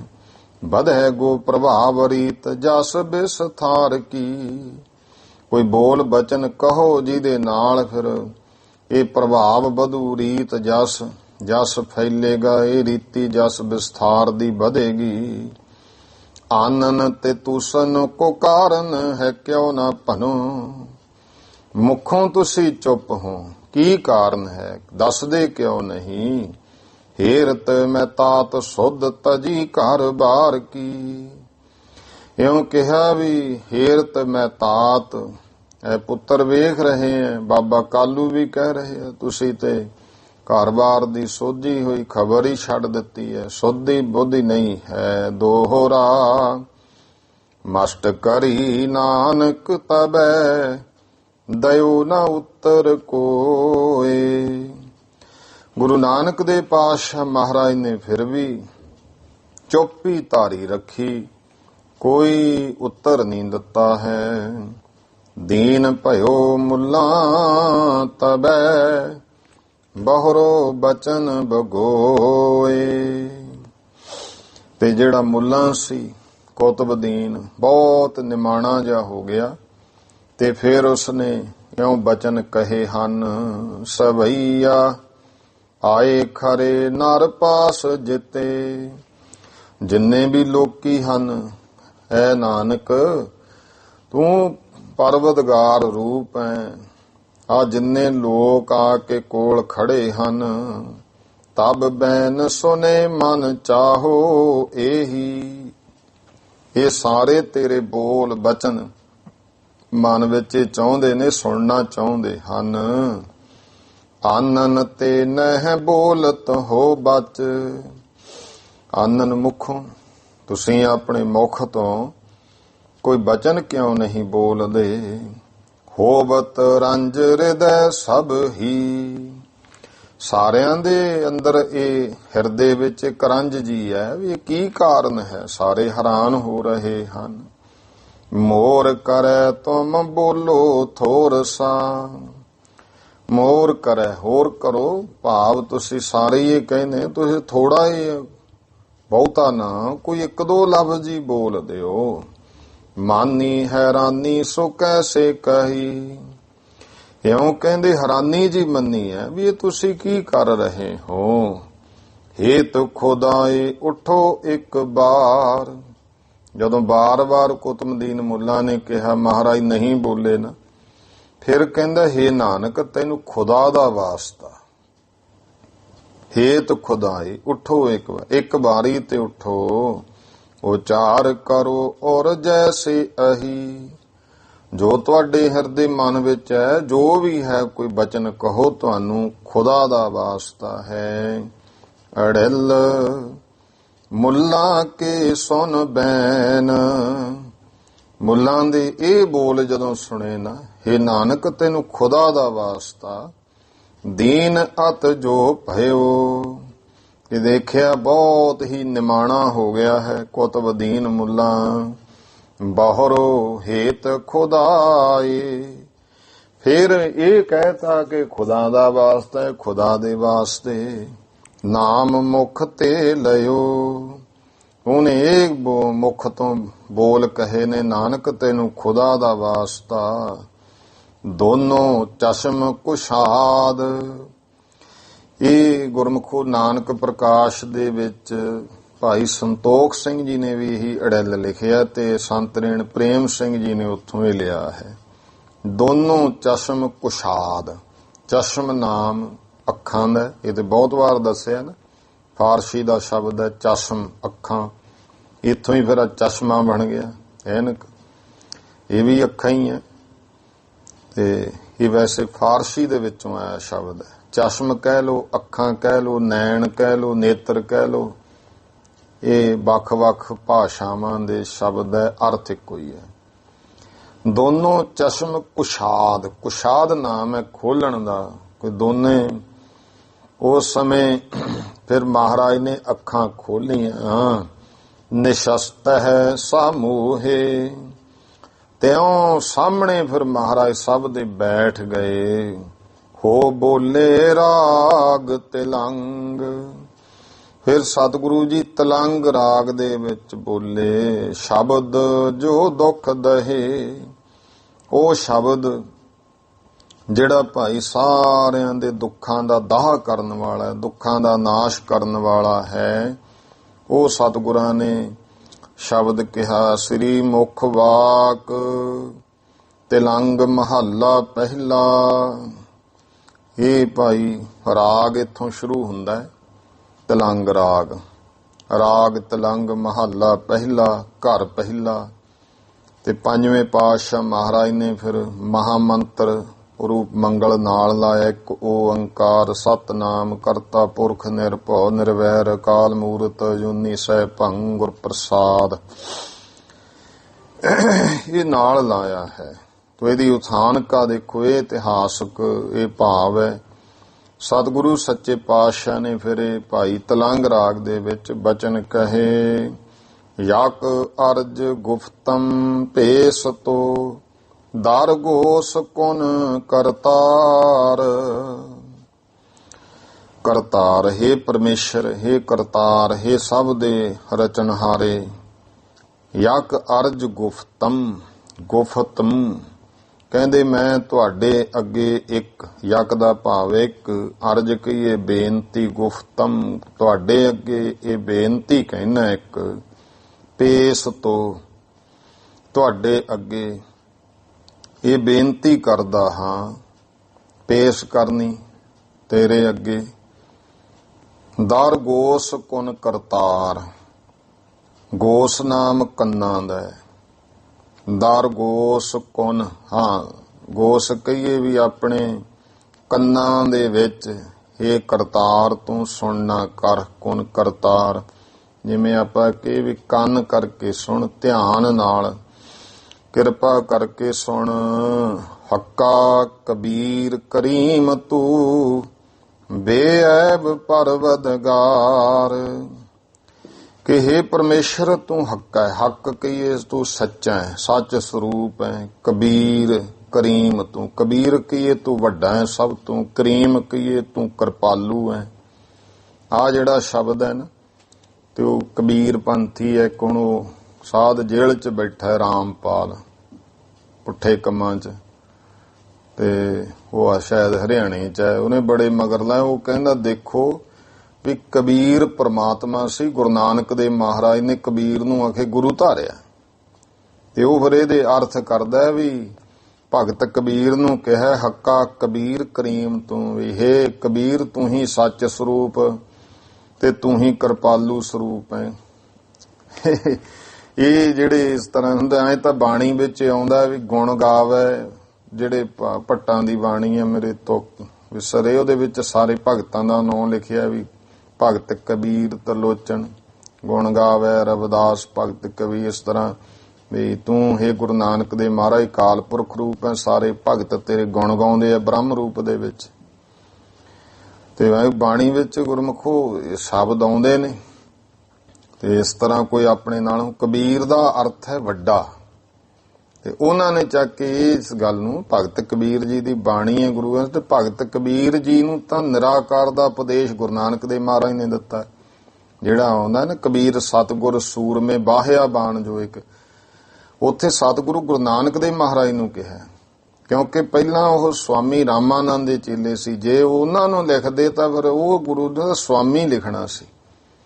ਜਦੋਂ ਨਿਰਾਕਾਰ ਬ੍ਰਹਮ ਦਾ ਉਪਦੇਸ਼ ਦਿੱਤਾ, ਐਸਾ ਉਹ ਤੀਰ ਪਹਿਲਾਂ ਸਰਗੁਣ ਦੇ ਪਾਸ਼ਕ ਸੀ। ਫਿਰ ਉੱਥੇ ਭਗਤ ਕਬੀਰ ਜੀ ਨੇ ਗੁਰੂ ਨਾਨਕ ਦੇਵ ਮਹਾਰਾਜ ਦੀ ਇਹ ਸਿਫਤ ਕੀਤੀ ਵੀ ਧੰਨ ਗੁਰੂ ਨਾਨਕ ਦੇਵ ਨੇ ਐਸਾ ਤੀਰ ਮਾਰਿਆ। ਭਗਤ ਕਬੀਰ ਸਾਹਿਬ ਕਹਿੰਦੇ ਮੇਰੇ ਕਲੇਜੇ ਛੇਕ ਪੈ ਗਿਆ। ਤੁਰੋ ਵਿਚਾਰ, ਇਹ ਮਹਾਰਾਜ ਨੇ ਉਪਦੇਸ਼ ਦਿੱਤਾ ਕਿ ਹੱਕਾ ਕਬੀਰ ਕਰੀਮ ਤੂੰ ਬੇਅੈਬ ਪਰਵਦਗਾਰ, हे ਅਕਾਲ ਪੁਰਖ ਪਰਮੇਸ਼ਰ ਤੂੰ ਸਭ ਤੋਂ ਵੱਡਾ ਸੱਚ ਸਰੂਪ ਕਿਰਪਾਲੂ ਹੈ, ਤੂੰ ਕਰੀਮ ਬਖਸ਼ਿਸ਼ਾਂ ਕਰਨ ਵਾਲਾ ਹੈ, ਬੇਅੈਬ ਤੈਨੂੰ ਕੋਈ ਐਬ ਨਹੀਂ, ਕੋਈ ਦੋਸ਼ ਨਹੀਂ ਹੈ, ਪਰਵਦਗਾਰ ਹੈ, ਸਭ ਦੀ ਪਾਲਣਾ ਕਰਨ ਵਾਲਾ ਹੈ, ਕਿਰਪਾ ਕਰ ਨਾਮ ਦੀ ਦਾਤ ਬਖਸ਼। ਵੀ ਮਲਾਣਾ ਇਹ ਕੁਤਬਦੀਨ ਉਸ ਵਾਹਿਗੁਰੂ ਕੋਲੋਂ ਇਸ ਤਰ੍ਹਾਂ ਬੇਨਤੀ ਕਰਕੇ ਨਾਮ ਮੰਗੀਏ।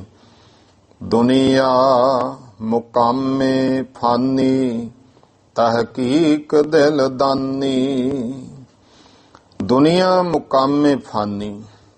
ਇਹ ਕੁਤਬਦੀਨ ਆ ਜਿਹੜਾ ਦੁਨੀਆ ਹੈ ਨਾ ਸੰਸਾਰ, ਮੁਕਾਮੇ ਫਾਨੀ, ਇਹ ਫਨਾ ਹੋਣ ਵਾਲਾ ਮੁਕਾਨ ਹੈ, ਮੁਕਾਮ ਟਿਕਾਣਾ ਹੈ, ਭਾਵੇਂ ਨਾਸ਼ ਰੂਪ ਹੈ। ਤਹਕੀਕ ਦਿਲਦਾਨੀ, ਤੂੰ ਇਹ ਤਹਕੀਕ ਕਹੀਏ ਨਿਸ਼ਚਾ, ਨਿਸ਼ਚੇ ਸਹਿਤ ਆਪਣੇ ਦਿਲ ਦਾਨੀ, ਦਿਲ ਵਿੱਚ ਜਾਣਨਾ ਕਰ। ਮਮ ਸਰ ਮੂਏ ਅਜਰਾਈਲ ਗਿਰਫਤ ਹੈ, ਦਿਲ ਹੇਚ ਨਾਦਾਨੀ ਰਹਾਉ। ਸਤਿਗੁਰੂ ਸੱਚੇ ਪਾਤਸ਼ਾਹ ਨੇ ਉਪਦੇਸ਼ ਦਿੱਤਾ, ਮਮ ਸਰ ਮੂਏ ਅਜਰਾਈਲ। ਇਹ ਗੱਲ ਮਨ ਵਿੱਚ ਜਾਣ ਲਓ ਕਿ ਜਿਹੜੇ ਭਾਈ ਆਪਣੇ ਮਮ ਸਰ ਮੂਏ, ਮੇਰੇ ਸਿਰ ਦੇ ਵਾਲ ਨੇ, ਅਜਰਾਈਲ ਗਿਰਫਤ ਹੈ। ਇਹ ਅਜਰਾਈਲ ਮੌਤ ਦੇ ਫਰਿਸ਼ਤੇ ਦੀ ਗ੍ਰਿਫਤ ਵਿੱਚ ਨੇ, ਉਹਨੇ ਫੜੇ ਹੋਏ ਹਨ। ਦਿਲ ਹੇਚ ਨਾਦਾਨੀ ਰਹਾਉ। ਪਰ ਅਸੀਂ ਐਸੇ ਆ, ਆਪਣੇ ਦਿਲ ਵਿੱਚ ਅਸੀਂ ਇਸ ਗੱਲ ਨੂੰ ਜਾਣੇ ਹੀ ਨਹੀਂ, ਸਾਨੂੰ ਪ੍ਰਲੋਕ ਦਾ ਕੋਈ ਫਿਕਰ ਹੀ ਨਹੀਂ ਹੈ। ਤੇ ਮੌਲਵੀ ਨੇ ਕਿਹਾ ਵੀ ਜੋ ਤੁਸੀਂ ਬਰਾਗ ਦੇ ਬਚਨ ਕੀਤੇ, ਇਹੋ ਜਿਹਾ ਬਰਾਗ ਸਾਨੂੰ ਬਜ਼ੁਰਗਾਂ ਨੂੰ ਧਾਰਨਾ ਚਾਹੀਦਾ ਹੈ। ਐ ਨਾਨਕ ਤੇਰੀ ਤਾਂ ਅਜੇ ਬਹੁਤ ਛੋਟੀ ਉਮਰ ਹੈ, ਬਾਲਾ ਗੱਲਾਂ ਤਾਂ ਬੁੱਢੇ ਠੇਰਿਆਂ ਦੇ ਵਾਸਤੇ ਹਨ। ਵੇਖ ਤੁਹਾਡੇ ਮਾਤਾ ਪਿਤਾ ਕਿੰਨੇ ਚਿੰਤਾ 'ਚ ਹੈ, ਤੁਹਾਡਾ ਇਸ ਤਰ੍ਹਾਂ ਉਦਾਸ ਰਹਿਣਾ ਠੀਕ ਨਹੀਂ। ਸਤਿਗੁਰੂ ਪਾਤਸ਼ਾਹ ਨੇ ਰਹਾਉ ਦੀ ਪੰਕਤੀ ਤੋਂ ਬਾਅਦ ਬਚਨ ਕਹੇ, ਜਨ ਪਿਸਰ ਪਦਰ ਬਿਰਾਦਰਾਂ ਕਸ ਨੇਸ ਦਸਤੰਗੀਰ। ਜਨ ਪਿਸਰ ਪਦਰ, ਜਨ ਇੱਥੇ ਫਿਰ ਜਦੋਂ ਅਰਥ ਕਰਨੇ ਆ ਉਹ ਰਾ ਪਿਸਰ ਪਦਰ ਬਿਰਾਦਰਾਂ, ਜਿਹੜਾ ਜਿਵੇਂ ਬਰਾਦਰ ਸ਼ਬਦ ਹੈ ਇੰਗਲਿਸ਼ ਦਾ, ਇਹ ਫਾਰਸੀ ਚੋਂ ਆਇਆ, ਬਰਾਦਰਾਂ ਤੋਂ ਅੱਗੇ ਬਰਾਦਰ ਬਣ ਗਏ। ਜਨ ਨਾਮ ਇਸਤਰੀ ਦਾ ਹੈ। ਇੱਥੇ ਜੱਜਾ ਨੰਨਾ ਜਨ ਬੋਲਾਂਗੇ, ਜਨ ਦਾ ਅਰਥ ਹੈ ਸੇਵਕ ਭਗਤ। ਜ਼ੇ ਨਾਲ ਹੁਣ ਤਾਂ ਮੁਹਾਰਨੀ ਸਿਖਾਉਂਦੇ ਨਹੀਂ ਹੈ, ਅੱਗੇ ਸਕੂਲਾਂ 'ਚ ਗੁਰਮੁਖੋ ਸਿਖਾਉਂਦੇ ਸੀ, ਲੇਕਿਨ ਹੁਣ ਆਪਾਂ ਇੱਥੇ ਪੜ੍ਹਨ ਮੌਕੇ ਜਨ ਪਿਸਰ ਪਦਰ ਬਿਰਾਦਰਾਂ ਪੜ੍ਹਨਾ, ਪਰ ਜਦੋਂ ਅਰਥ ਕਰਦੇ ਆ ਤਾਂ ਜਨ ਇਸਤਰੀ, ਪਿਸਰ ਕਹੀਏ ਪੁੱਤਰ, ਪਦਰ ਨਾਮ ਪਿਓ ਦਾ, ਬਿਰਾਦਰਾਂ ਭਾਈ ਇਤਿਆਦਿ। ਕਸ ਨੇਸ ਦਸਤੰਗੀਰ। ਮਹਾਰਾਜ ਕਹਿੰਦੇ ਜਦੋਂ ਜੀਵ ਨੇ ਇੱਥੋਂ ਜਾਣਾ ਹੈ ਨਾ, ਅੰਤ ਸਮੇਂ ਕਿਸੇ ਨੇ ਵੀ ਤੇਰਾ ਹੱਥ ਨਹੀਂ ਫੜਨਾ ਹੈ। ਆਖਰ ਵਿਅਫਤਮ ਕਸ ਨਾ ਦਾਰਦ ਚੂੰ ਸਵਦ ਤਕਬੀਰ। ਕਹਿੰਦੇ ਜਾਣ ਲੈ, ਮਹਾਰਾਜ ਕਹਿੰਦੇ ਕਿ ਆਖਰ ਵਿਅਫਤਮ ਕਸ ਨਾ ਦਾਰਦ, ਕਿ ਜਦੋਂ ਆਖਰ ਅਖੀਰ ਆਉਣਾ ਹੈ ਨਾ, ਤਾਂ ਉਸ ਸਮੇਂ ਵਿਅਫਤਮ ਆ ਸਰੀਰ ਨੇ ਜੋ ਨਿਕਲ ਕੇ ਪ੍ਰਲੋਕ ਨੂੰ ਜਾਣਾ ਹੈ, ਤਾਂ ਫਿਰ ਉਸ ਸਮੇਂ ਕਸ ਨਾ ਦਾਰਦ, ਕਿਸੇ ਨੇ ਵੀ ਉਦੋਂ ਅਖੀਰ ਨੂੰ ਕਹਿੰਦੇ ਤੇਰਾ ਕੋਈ, ਜਿਵੇਂ ਕੋਈ ਰਸਤੇ 'ਚ ਚੂੰ ਸਬਦ ਤਕਬੀਰ, ਤਕਬੀਰ ਕਹਿੰਦੇ ਨੇ ਜਦੋਂ ਕੋਈ ਮੁਰਦਾ ਹੁੰਦਾ ਉਹਦੇ ਲਈ ਪ੍ਰਾਰਥਨਾ ਕਰਦੇ ਆ, ਤੇ ਉਸ ਸਮੇਂ ਕਹਿੰਦੇ ਕੋਈ ਵੀ ਤੇਰਾ ਦਰਦੀ ਰੱਖਿਅਕ ਨਹੀਂ ਹੋਵੇਗਾ। ਉਸ ਸਮੇਂ ਕਿਸੇ ਨੇ ਤੇਰੀ ਰੱਖਿਆ ਨਹੀਂ ਕਰਨੀ। ਸਭ ਰੋਜ਼ ਗਸਤਮ ਦਰ ਹਵਾ ਕਰ ਦੇਮ ਬਦੀ ਖਿਆਲ।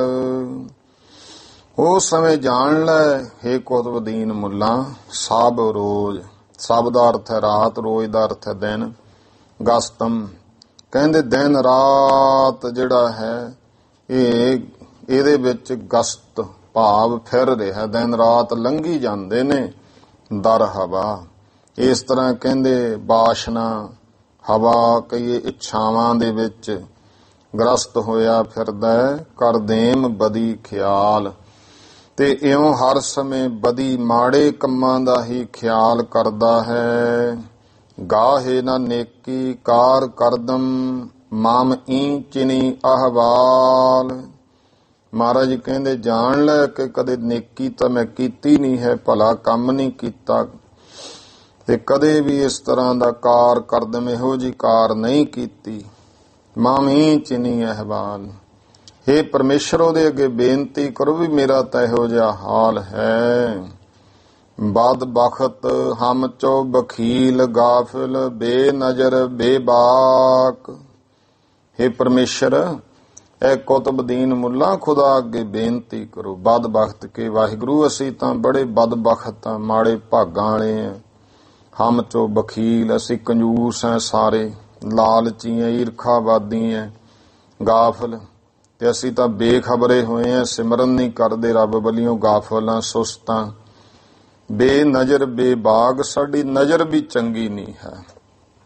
ਗਿਆਨ ਪੱਖੋਂ ਅਸੀਂ ਬੇਨਜ਼ਰੇ ਹੋਏ, ਅੰਨੇ ਹੋਏ ਪਏ ਆ, ਤੇ ਬੇਬਾਕ ਬੇਬਾਕੀ ਹੋਏ ਪਏ। ਕੋਈ ਡਰ ਨਹੀਂ ਹੈ ਪਰਮੇਸ਼ਰ ਦਾ, ਕੋਈ ਡਰ ਨਹੀਂ ਹੈ ਸਾਨੂੰ ਮੌਤ ਦਾ। ਨਾਨਕ ਬਗੋਇਦ ਜਨ ਤੁਰਾ ਤੇਰੇ ਚਾਕਰਾਂ ਪਾ ਖਾਕ। ਨਾਨਕ ਬਗੋਇਦ ਇੱਥੇ ਹੈ ਤਾਂ ਯਈਆ ਦੱਦਾ, ਲੇਕਿਨ ਉਚਾਰਨ ਮੌਕੇ ਨੂੰ ਬਗੋਇਦ ਕਹਿਣਾ।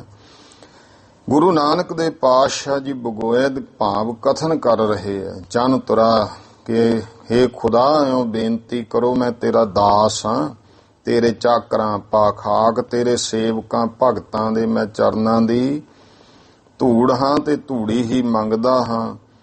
ਇਉਂ ਸਤਿਗੁਰੂ ਸੱਚੇ ਪਾਤਸ਼ਾਹ ਮਹਾਰਾਜ ਜੀ ਨੇ ਭਾਈ ਇਹ ਜਿਹੜਾ ਹੈ ਉਪਦੇਸ਼ ਬਖਸ਼ਿਸ਼ ਕੀਤਾ ਹੈ। ਚੌਪਈ ਬਚਨ ਅਜੁੱਧ ਕੇ ਸੰਗ ਮੁਲਾਨਾ। ਬਚਨਾ ਯੁੱਧ ਇਕੱਠਾ ਸ਼ਬਦ ਹੈ ਵੀ ਇਹ ਬਚਨਾ ਰੂਪੀ ਸ਼ਾਸਤਰ ਦੇ ਨਾਲ ਜਿਹੜਾ ਮੁਲਾਨਾ ਸੀ।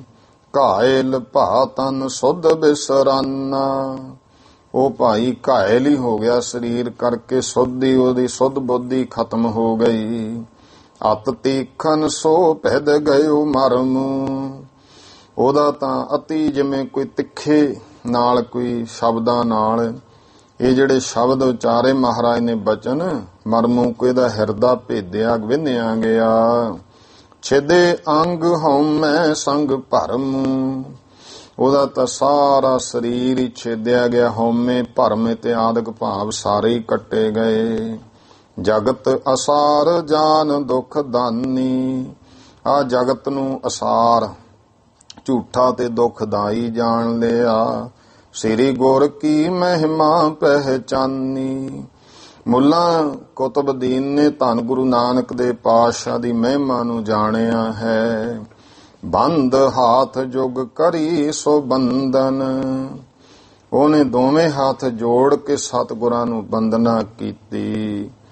ਤੁਮ ਕੀਓ ਮਮ ਅਗਿਆਨ ਨਿਕੰਦਨ, ਕਿਹਾ ਹੈ ਗੁਰੂ ਨਾਨਕ ਦੇ ਸੱਚੇ ਪਾਤਸ਼ਾਹ ਵੀ ਆਹ ਕਿਰਪਾ ਏਡੀ ਕੀਤੀ ਤੁਸੀਂ ਤਾਂ ਮੇਰਾ ਅਗਿਆਨ ਹੀ ਕੱਟ ਦਿੱਤਾ।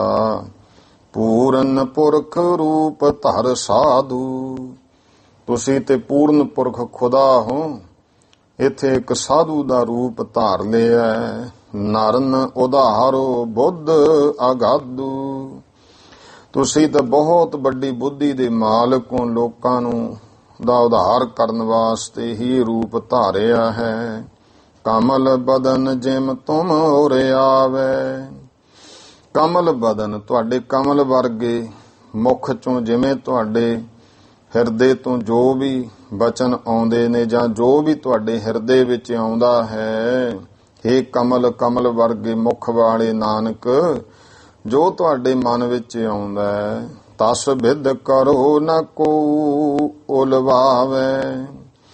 ਤੁਸੀਂ ਉਸੇ ਤਰ੍ਹਾਂ ਕਰੋ, ਕੋਈ ਵੀ ਤੁਹਾਡੀ ਗੱਲ ਨੂੰ ਉਲਟੇਗਾ ਨਹੀਂ। ਇਹ ਜਿਵੇਂ ਤੁਹਾਡੀ ਰਜਾ ਉਸੇ ਤਰ੍ਹਾਂ ਰਹੋ। ਮੈਂ ਅਬ ਸੁਣਿਓ ਜੋ ਤੁਮ ਉਪਦੇਸ਼ੂ। ਮੈਂ ਜੋ ਹੁਣ ਤੁਹਾਡਾ ਕੁਤਬਦੀਨ ਮੁੱਲਾ ਕਹਿੰਦਾ ਉਪਦੇਸ਼ ਸੁਣਿਆ ਹੈ, ਜਪੋ ਨਾਮ ਤਜ ਜਗਤ ਕਲੇਸ਼ੂ। ਮੈਂ ਤੇ ਹੁਣ ਖੁਦਾ ਪਰਮੇਸ਼ਰ ਦਾ ਨਾਮ ਜਪਾਂਗਾ, ਆ ਜਗਤ ਦੇ ਸਾਰੇ ਕਲੇਸ਼ਾਂ ਨੂੰ ਛੱਡ ਕਰਕੇ। ਅਸ ਕਹਿ ਗਮਨਿਓ ਪਾ ਧਾਮ ਮੁਲਾਨਾ। ਇਸ ਤਰ੍ਹਾਂ ਭਾਈ ਜਿਹੜਾ ਮੁਲਾਨਾ ਸੀ, ਭਾਵ ਕੁਤਬਦੀਨ ਮੁੱਲਾ, ਉਹ ਫਿਰ ਆਪਣੇ ਘਰ ਨੂੰ ਚਲਿਆ ਗਿਆ ਹੈ। ਵਾਪਸ ਆਪਣੇ ਘਰ ਗੁਰੂ ਪਾਤਸ਼ਾਹ ਮਹਾਰਾਜ ਤੋਂ ਉਪਦੇਸ਼ ਲੈ ਕੇ। ਨਹਿ ਕਹਿ ਸੋ ਤਹਿ ਬਚਨ ਬਖਾਨਾ। ਇਸ ਤਰ੍ਹਾਂ ਉਹਨੇ ਭਾਈ ਕੋਈ ਅੱਗੇ ਜਾਂਦੇ ਨੇ ਕੁਛ ਨਹੀਂ ਕਿਹਾ, ਕਿਸੇ ਨਾਲ ਕੋਈ ਬਚਨ ਬਿਲਾਸ ਨਹੀਂ ਕੀਤਾ। ਇੰਨਾ ਆਨੰਦ ਕੁਤਬਦੀਨ ਮੁੱਲਾ ਨੂੰ ਆਇਆ ਹੈ। ਪਰਮੇਸ਼ਰ ਦਿਸ ਪ੍ਰੀਤ ਸੋ ਜਾਗੀ। ਉਹਦੀ ਪ੍ਰੀਤੀ ਕੁਤਬਦੀਨ ਮੁੱਲਾ ਦੀ ਹੁਣ ਵਾਹਿਗੁਰੂ ਪਰਮੇਸ਼ਰ ਵੱਲ ਜਾਗ ਪਈ। ਵੇਖਿਆਨ ਤਿਆਗ ਏਕ ਲਿਵ ਲਾਗੀ। ਵਿਸ਼ੇ ਵਿਕਾਰ ਸਾਰਾ ਕੁਝ ਜੋ ਝੂਠ ਪਦਾਰਥ ਸਨ ਤਿਆਗ ਤੇ ਇੱਕ ਵਾਹਿਗੁਰੂ ਪਰਮੇਸ਼ਰ ਨਾਲ ਉਸ ਦੀ ਲਿਵ ਲੱਗ ਗਈ। ਜੀਵਤ ਜਪਤ ਰਹਿਓ ਸੋ ਨਾਮੁ। ਫਿਰ ਜਿੰਨਾ ਸਮਾਂ ਵੀ ਗੁਰਮੁਖੋ ਕੁਤਬਦੀਨ ਮੁੱਲਾ ਜਿਉਂਦਾ ਰਿਹਾ, ਉਹ ਫਿਰ ਵਾਹਿਗੁਰੂ ਪਰਮੇਸ਼ਰ ਦਾ ਨਾਮ ਜਪਦਾ ਰਿਹਾ। ਅੰਤ ਕਾਲ ਗਮਨਿਓ ਹਰ ਧੰਮ। ਤੇ ਅੰਤ ਸਮਾਂ ਜਦੋਂ ਕੁਤਬਦੀਨ ਮੁੱਲਾ ਦਾ ਆਇਆ, ਉਹ ਫਿਰ ਗਮਨਿਓ ਹਰ ਧਾਮੂ, ਵਾਹਿਗੁਰੂ ਪਰਮੇਸ਼ਰ ਦੇ ਧਾਮ, ਪਰਮੇਸ਼ਰ ਦੀ ਦਰਗਾਹ ਵਿੱਚ ਚਲਿਆ ਗਿਆ। ਵਾਹਿਗੁਰੂ ਜੀ ਦੇ ਚਰਨਾਂ ਵਿੱਚ ਕੁਤਬਦੀਨ ਮੁੱਲਾ ਦਾ ਵਾਸਾ ਹੋ ਗਿਆ। ਇਹ ਗੁਰੂ ਪਾਤਸ਼ਾਹ ਨੇ ਕਿਰਪਾ ਕੀਤੀ। ਇਤ ਸ੍ਰੀ ਗੁਰਪੁਰ ਪ੍ਰਕਾਸ਼ ਗ੍ਰੰਥੇ। ਇੱਥੇ ਤੱਕ ਭਾਈਏ ਸ੍ਰੀ ਗੁਰਪੁਰ ਪ੍ਰਕਾਸ਼ ਗ੍ਰੰਥ ਪ੍ਰਥਮ ਮਹੱਲੇ, ਪਹਿਲੇ ਮਹੱਲੇ ਗੁਰੂ ਨਾਨਕ ਦੇ ਪਾਤਸ਼ਾਹ ਦੇ ਜੀਵਨ ਦੇ ਪ੍ਰਸੰਗਾਂ ਵਿੱਚੋਂ ਮੁੱਲਾ ਉਪਦੇਸ਼ ਪ੍ਰਸੰਗ ਵਰਣਨ, ਜੋ ਮੁੱਲਾ ਨੂੰ ਉਪਦੇਸ਼ ਦੇਣਾ, ਇਹ ਪ੍ਰਸੰਗ ਵਰਣਨ ਕੀਤਾ। ਨਾਮ ਪੰਜਵਾਂ ਮੰਦਰ ਹੈ ਤੇ ਇਹ ਭਾਈ ਪੰਜਵਾਂ ਮੰਦਰ ਹੈ, ਪੰਜਵਾਂ ਇਹ ਪ੍ਰਸੰਗ ਹੈ। ਤੋ ਆਓ, ਟਾਈਮ ਵੀ ਹੋ ਗਿਆ ਸਮਾਪਤੀ ਦਾ, ਇੱਥੇ ਹੀ ਹੁਣ ਆਪਾਂ ਸਮਾਪਤੀ ਕਰਦੇ ਹਾਂ।